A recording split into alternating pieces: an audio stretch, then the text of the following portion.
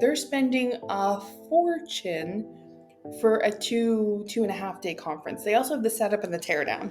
Yep. Then they have to fly all their staff in. Yep. And again, if that staff isn't hospitality minded, people focused, like the amount of money that's getting poured into a bucket and out the other end through a hole is just, it's mind boggling. The following is a conversation with Shaena Harrison, creator of Shaena, the ultimate wing woman service.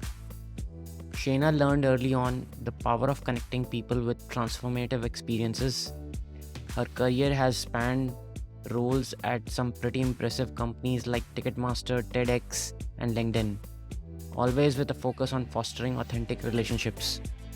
Now, as a professional wing woman, Shaena transforms networking into an art form, guiding clients to meaningful connections and opportunities. With over 2 decades of experience, she's a force in both the B2B and B2C spaces. Shayna's mission is clear: to connect people in new and exciting ways, making every interaction count.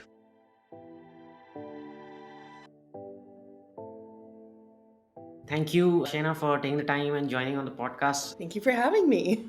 Are we going to tell the story of how we got here? Because I'm like, that's so interesting. It's funny, we just met a couple of months ago and it was a good accident. And I was so glad to bump into you at the end of the Super Connectors event. How did you end up at Super Connectors out of curiosity? Oh, so I stumbled into Alex, one of the organizers of SuperConnectors, about a year ago when he posted something. And the minute I see the word SuperConnectors, I'm like, oh, those are my people. Yeah. And then so I decided to go to Slush. That was my first SuperConnectors event.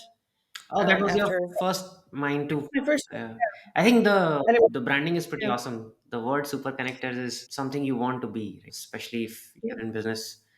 I actually came in late because it was being Helsinki, it was snowing. How did you end up at SuperConnectors though? What's your I thing? saw a side event and I reached out. Alex and I spoke, and he thought I am a super connector, and so he's let me invite you. And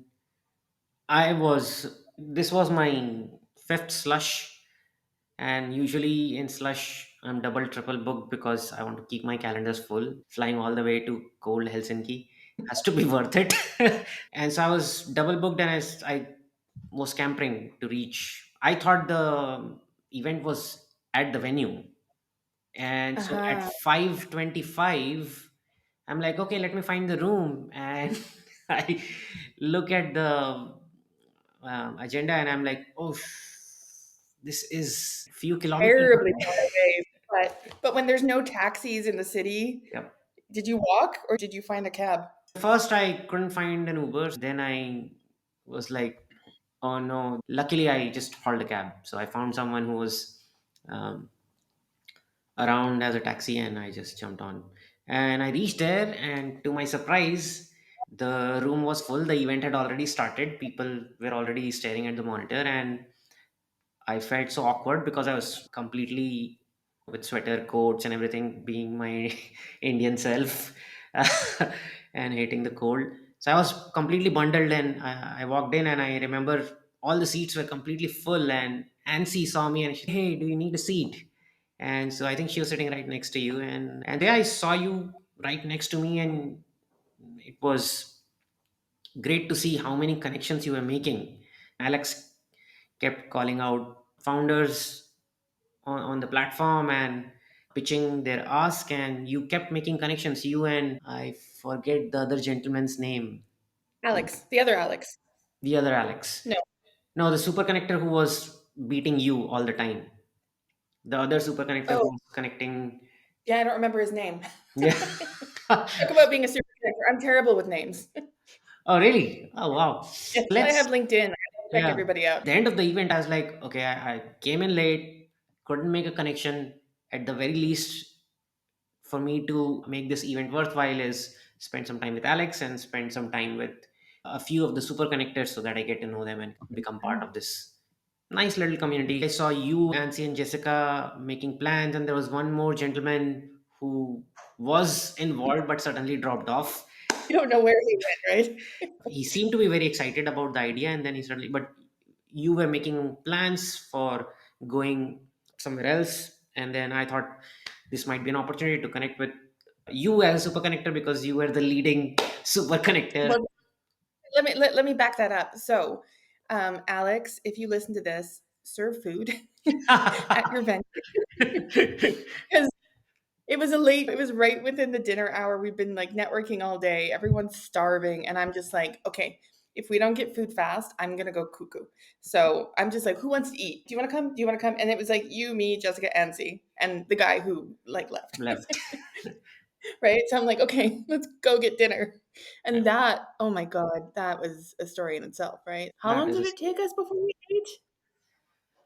well, it took quite a bit of time to find the Uber itself, and when it came, it was from a scary movie where people get kidnapped. It's like a big van. With, right? Who are these people?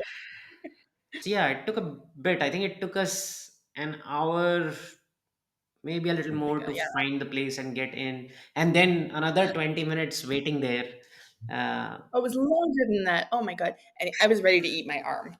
But I think, I don't know about you, but I think those sort of experiences when you're in a small group definitely bond us because yes, we're all in the same situation, right? yeah, We're like, we're hungry, we're tired, yep. we just want, just help us.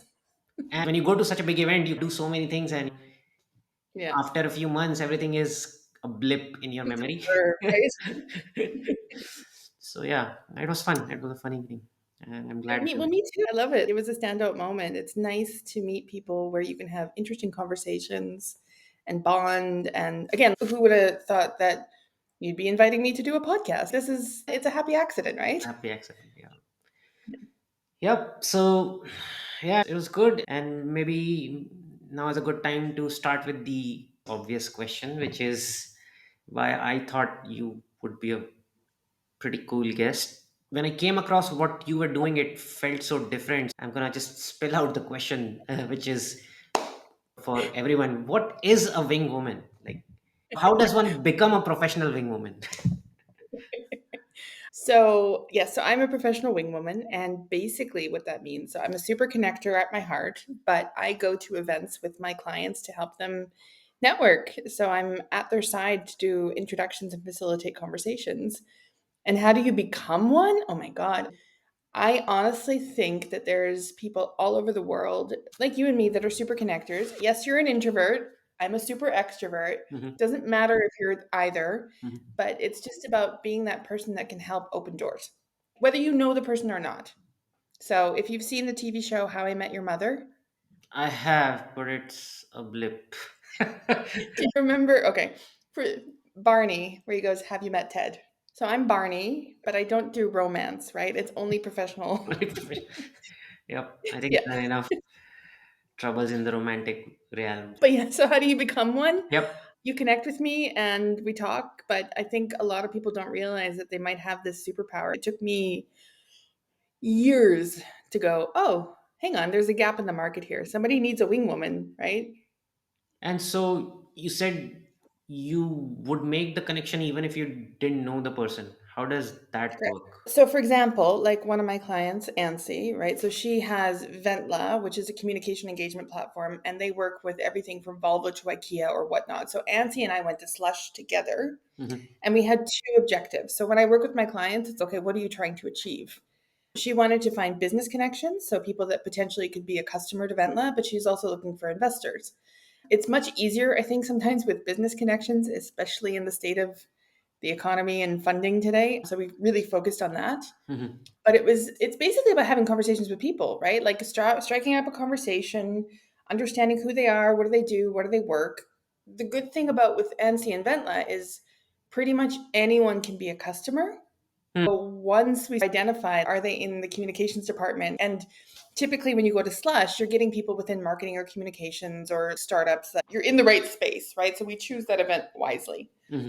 And once the conversation's happening, then I just make sure that I ask the right questions and get those two talking and then hand it off. But as when we had dinner, I invented this LinkedIn game Yep. where I facilitate. So the two people have to guess how many connections they have in common. Whoever gets closest wins, and the other person walks away with a coffee or a lunch or whatever. I think I owe you, right? Yeah. Yes, you owe me. Well, I I've still owe you. nicely parked it for us for another day. Exactly. But in the future, but the point is, when you play the game, win, lose, or draw it, you come up with a new connection and a meeting that you can follow up with that's supernatural. It's not, hey, we met, let's go straight to sales. It's more, hey, we met, let's build a relationship. Hmm. Yes, there's a sales element in there, hopefully. Yeah. You can only lead the horses to water, you can't make them drink. So if you're in that person's network, I'm all about relationship sales. So I believe in building rapport before you, like, yeah, wine them and dine them before you try and sell to them. I think I've heard this before as well. A lot of people use the ring analogy. You don't give the girl the ring on the first date. Yeah, makes sense. I think it's good to build rapport and understand each other before even exploring. And who knows, there might not be a need. Yeah, or 3 years down the line, that person might remember this wonderful dinner we had and go, oh, I remember having a meeting with that person. Let me get connected. Let me follow up now. No. So there's never, I think when you talk about sales, what drives me crazy is like the hit it and quit it salespeople. Hmm. Let me get in, get what I need, get out. And I don't care about you, right? I Yeah. got what I needed from you. I got the contract, the deal, the whatever. Drives me batty. And so I get the whole process of what you just described, but how does someone realize that they need a wing woman or a wing man, Yeah. Or a wing person, right? the Well, wing we'll be person? gender neutral. Yes. I think that you would probably need a wing person if you hate walking up to strangers, Hmm. number one.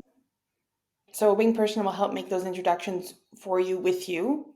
The other thing is about like forgetting those random meetings. Like the wing person will help you connect with people no matter your goals.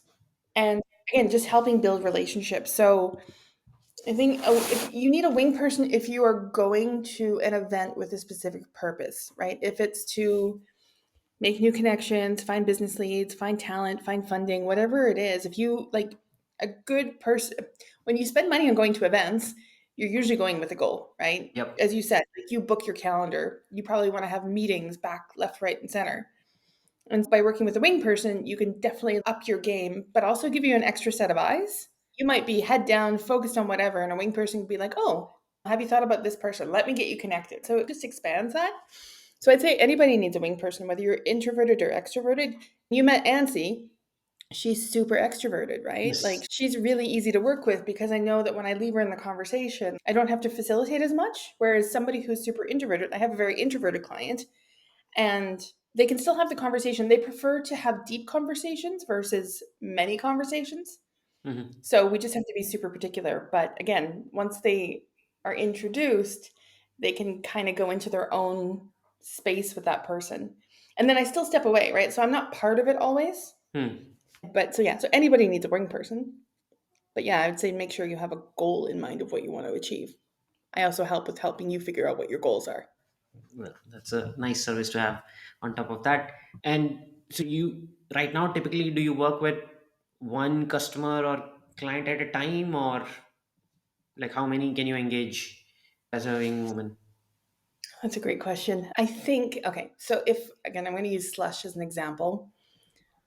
In theory, I'm not with the person 24 hours a day. So in theory, we're probably together 4 to 5 hours Hmm. doing, because again, we all need breaks from humans, right? We need to like Yeah. have a coffee and chill. So I could probably work with 3 or 4, but I'd have to make sure that all 3 or 4, number one, are not competitors Yep. and are all aware of each other, right? It's almost like being in a polygamous relationship, right? I love you all, but I have to give attention to each one. Yeah. But if, especially if it's done well, if I have 4 different people and they're all within, let's just say a delegate together, if they're a wing person delegate, Hmm. they can all help each other at the same time, right? But I think more than 4, it would be a little chaotic. And yeah, makes sense, especially if it's such a personalized service. It does make sense to not have too many at a time. And so you must have a focus in terms of geography Geography for the type of events or geography for. for the customers and the type of events. I'm geography agnostic. Oh, Yeah, it's more about industry. it's more about. Yeah, so like for me, for example, I thrive really well in the startup environment in the tech space because I've been in it for the last 10, 15 years. So I know the space, I can speak the language, like I know SaaS, right? Like I know all the business models and how things works and whatnot. Mm. If you were to send me to a pharma event, Yep. I can still do what I do. I can still help make introductions, but I wouldn't be able to do it with the same sort of depth. Yeah. Meet this person, they're inventing the cure for cancer. Then I'm gone. Yeah. Then they would speak their scientific language and it would be way over my head. So it's Yeah. definitely about industry. Domain is helpful. Yeah. And again, for me, when I designed this position, this wing woman, I love to travel. So the more places I can go, the better. Hmm. Like I can go anywhere. Makes sense. You've had a long, I don't want to regurgitate your LinkedIn, but it's interesting to arrive here. It would be good to understand what helped you prepare for this role. What Yeah, past no, roles great helped you question. prepare for this role? I always joke I'm like a Pokemon. Like I gotta catch them all. You've seen like I've worked for some pretty sweet companies, big logos, also small little unknown ones. And there's two things. Number one is so my mom started the first ever charity, like the first ever Make a Wish in Canada. Hmm. And that is about connecting children with critically ill Yep. with illnesses to whatever their dream is, right? So there's a lot of connection there. Hmm. That's one from the connection side. But number two is I worked a lot in the world of event marketing and going to trade shows, building the booth, sending the sales team. And one of the last roles I had, I did an event marketing event where we hired in a very well renowned sales coach in Sweden. We invited clients, the marketing team invited clients near and dear. Okay. And then we had a full room of target customers. And what I noticed on that evening, and I'm like, sorry, ex colleagues, but we had this full room, and my sales team was basically all sitting at a table together, drinking beer, not communicating with everybody in the room. I'm like, your target clients are in the room, go talk to them, right? Yep. And when I took a step back and I thought about every single trade show, how many times do you go to a trade show and the sales team is sitting in their booth behind their little table, checking their phone, eating a sandwich, not conversing with people walking by? Yep. I realize that there's a gap in the market, right? And then if you insert someone like me who's super social, very curious about people, and can also see the business need. Oh, you're doing this, you're doing this. Let me get you two together, right? That's how my last roles and seeing a gap in the market made me realize this sort of, oh my God, this is a problem space. Here's the solution. Yeah, because I guess everybody going to the trade shows representing the org might not be as outgoing, and everyone might not be in sales. And Yeah. sometimes, even if people are in sales, they might not still be, which is a pity, be an extrovert. Being in sales and not being an extrovert must be a curse, which I have lived through in the past as a founder selling. So, yeah, makes sense. I go to maybe 3 conferences a year, and yeah, the one thing you can find at every conference is people on their phones, either standing at a booth or standing at a desk or maybe at a nook or right next to the coffee station or the water station and just scrolling through, hoping for the day to get over, I guess. Well, if you think about that too, how much money? Okay, let's again going back to slush. One of those little standardized booths is probably, I'm going to say 3 to 5 grand euro, Yep. right? Yep. And then you get into the bigger ones, which you're going 10 grand and up, right? They're spending a fortune for a 2.5 day conference. They also have the setup and the teardown. Yep. Then they have to fly all their staff in. Yep. And again, if that staff isn't hospitality minded, people focused, like the amount of money that's getting poured into a bucket and out the other end through a hole is just, it's mind boggling, right? And so this is also the idea. It's, you throw in someone like me or a wing person, like you can definitely show ROI, right? Which is every event marketer. Like your marketing manager goes, "What's the ROI of that event?" And we're all going like, "How many meetings booked? What's the KPIs?" Right? Yep. And yes, you need to have KPIs in order to measure ROI. I don't agree with ROI for events because I think again, look, you and me met at an event. Yep. We had dinner and now we're doing a podcast. How do you measure that? Yeah, it's You very hard. can't. It's very hard. Yeah. So I'm like, ROI in events needs to be recalculated and whatnot. However, so I'm not saying don't spend money on booths, but I'm saying spend money in the right way, right? Send the right sales team, bring a wing person, and somebody like me and Nancy, right? Like we don't have a set place. Like we're a walking booth, right? We can go anywhere and everywhere. The only disadvantage is that we don't have a signpost saying who we are. Maybe there's an opportunity to create like walking booths and just, but you'll see it. Most startups wear their t-shirts. That's probably like their walking booth. Yeah. Yeah. One of the things that I've in the past has worked for many founders I've spoken to is getting invited as a speaker, because that being on a stage or a panel invariably gives you that pull that is needed. The rock star status, right? All of a sudden you're somebody. Yes. Yeah, slush can be pretty daunting. An event at that size can, especially going alone, is, even though Ansi is pretty extrovert, I don't know if she would have had the same impact or made the same connections going alone. In fact, I realized that in September, I was at TechCrunch in San Francisco and I found a wingman that I met there. I happened to meet someone who I just hung out for the 2 days and we just together networked. So I helped him. He was raising funds for his startup, and so I helped him meet a few investors and break the conversation, and vice versa. Brilliant. You were Barney. Have you met Ted? I think you've just highlighted a really good point.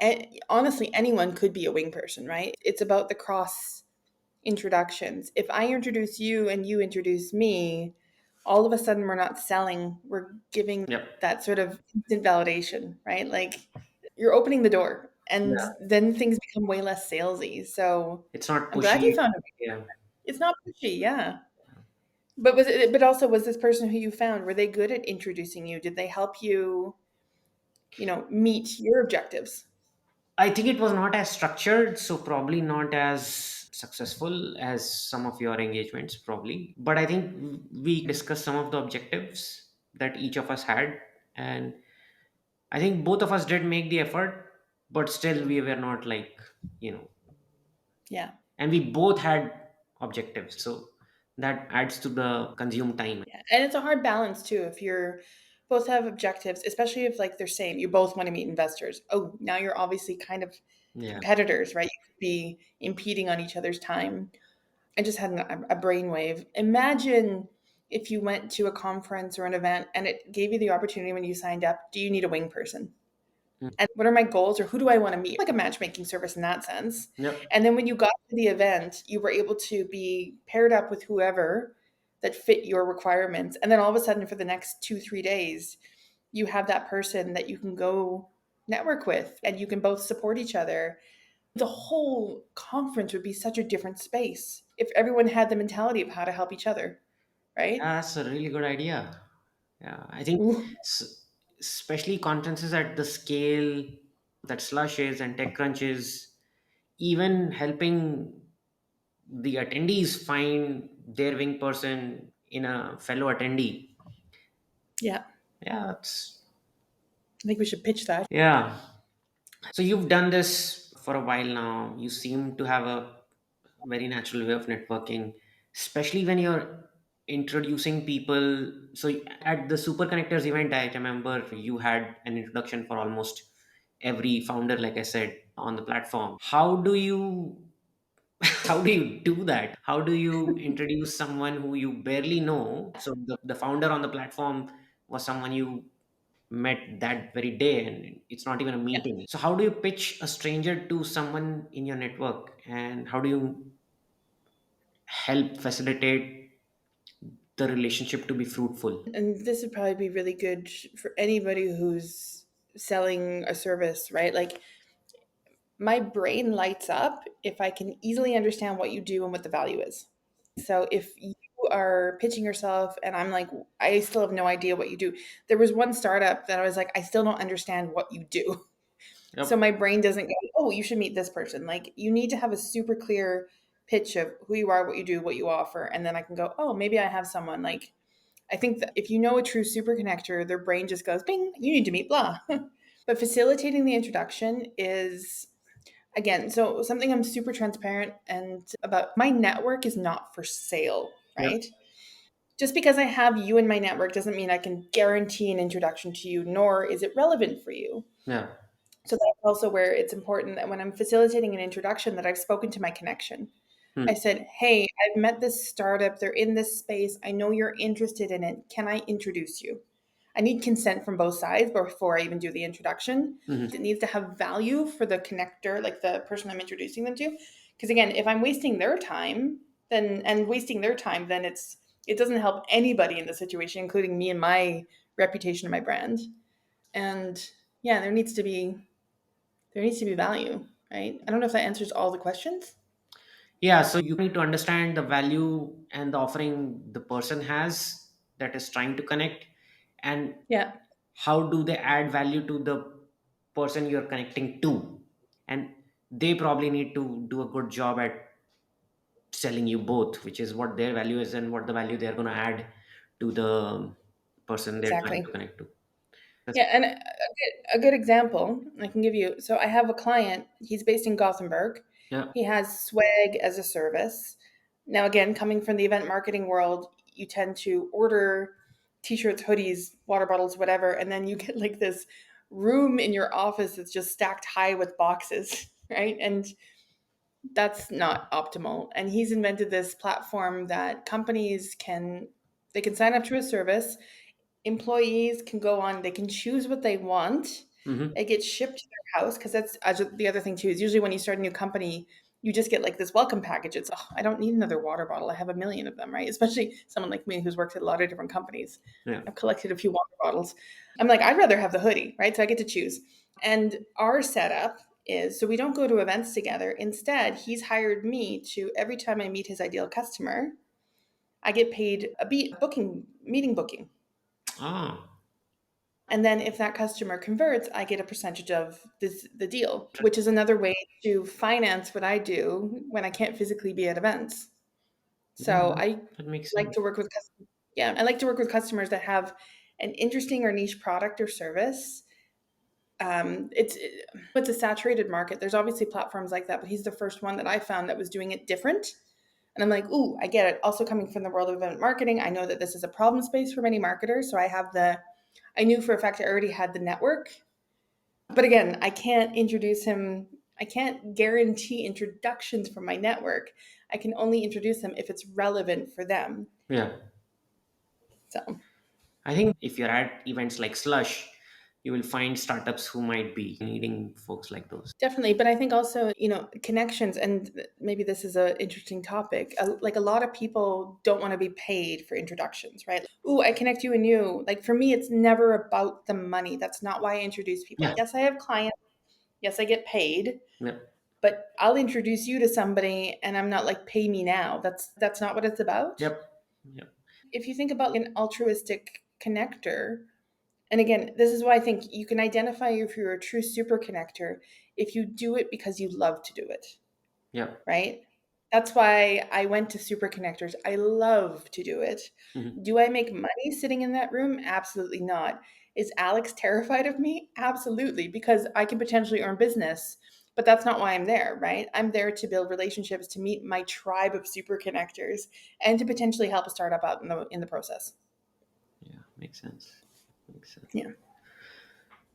So you've been doing this for a year, a little over a year, I believe. And how has been like what's been the 3, 5 lessons as a solopreneur that you'd want to share with other solopreneurs who are listening?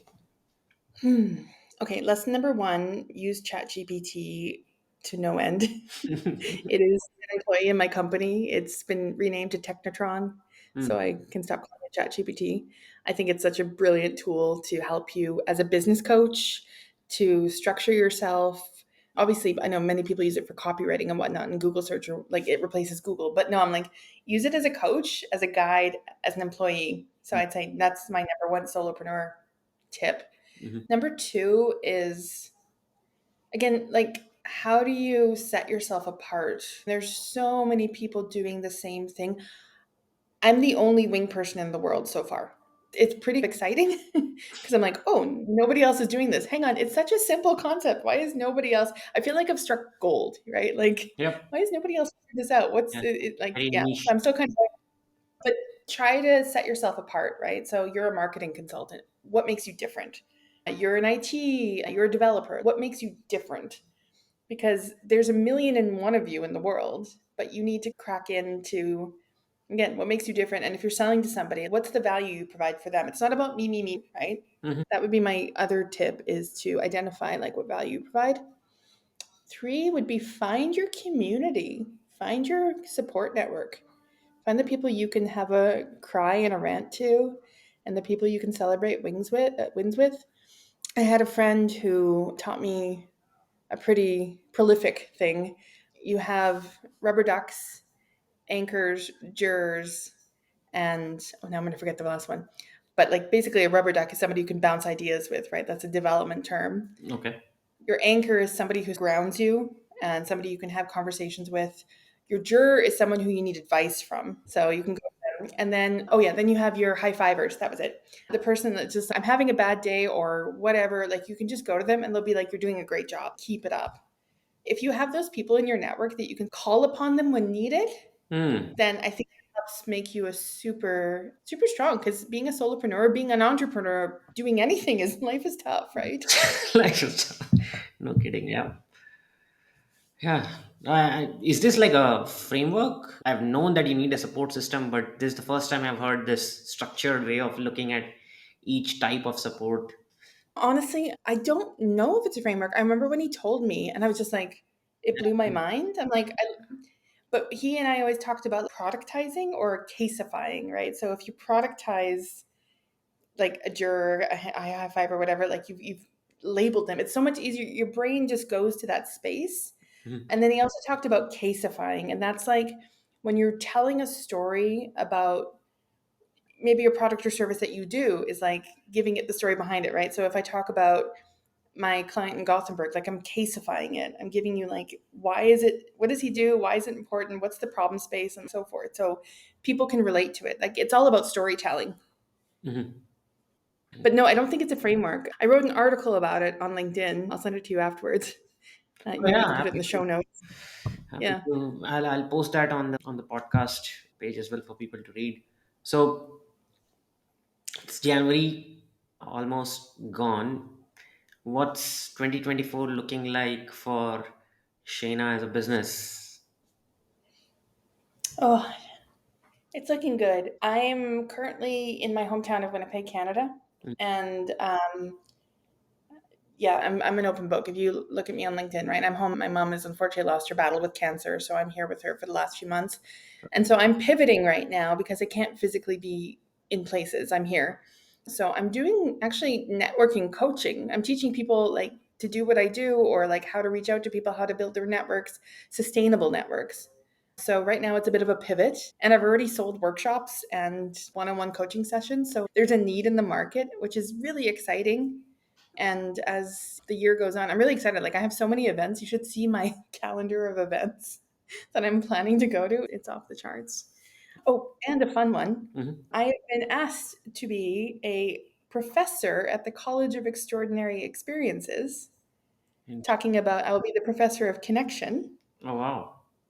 and I get a cape and a hat, and it's super like Hogwarts. Oh, really? I'm so, yeah. Where is the school based out of? It's online or it has a physical? No, it's a physical, it's in a castle in Poland.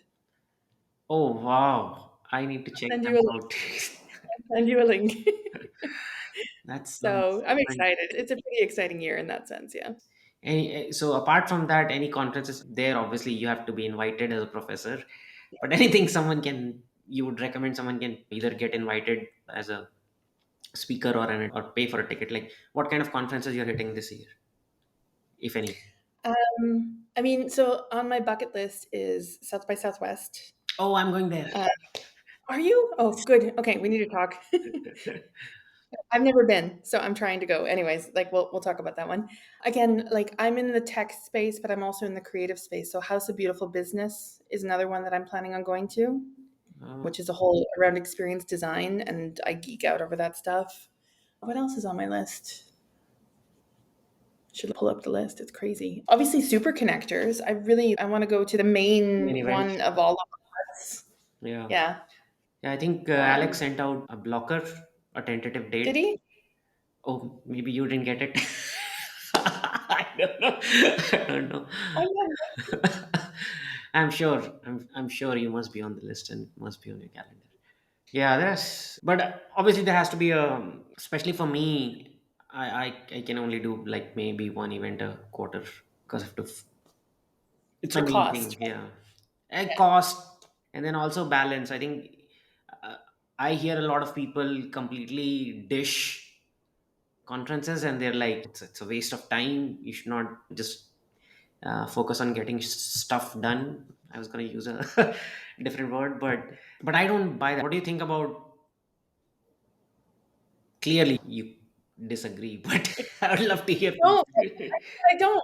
I don't. I think you need to set aside time to do the work, right? You need to reply to the emails and book the meetings and take the conversations forward. Like, you can't be at conferences all the time unless you're somebody like me. But at the same time, I'm a business, so I have to do my admin. I have to book my meet. I have the same challenges as anyone else, right? But I would not say conferences are a waste of time, but I think choose the ones wisely, right? Go with a mind of what do I get out of this and who can I help, Yeah, right? yeah. Uh, Do you have how do you normally wrap up your podcast? Do you have or anecdote or anything prolific? So I go through a few questions, some of which I picked and did with you. So it's not like I have I have a set theme. You're working on your format. Yeah. So I'm working on my format. Right now What's your goal from this? What do you want to achieve? realize that entrepreneurship is such a trip, right? It's a lonely path. Whether you're a solopreneur or you have team members, it's very difficult to not feel lonely because even if you have a team, you are still the founder and or Yeah. co-founders, and Yeah. the team is the team. You can't share everything with your team, right? They'll go No. crazy if they. Yeah. So the other aspect of doing this is also to have this be a community where I cross connect founders and have it be a Smart. community where it doesn't feel so lonely, it doesn't feel so. Thank you so much for taking the time. I know you're traveling Thanks. and it was a fun chat. I'll leave you that one. Okay, good. And I'll ping you later. Yeah. Absolutely, absolutely. Yeah. Good. Yay. All right, Okay. it was I'll speak lovely. to you later. Talk to you later. Bye. Bye. If you found this valuable, you can subscribe to the show on Apple Podcasts, Spotify, or whatever your favorite podcast app is. See you in the next episode.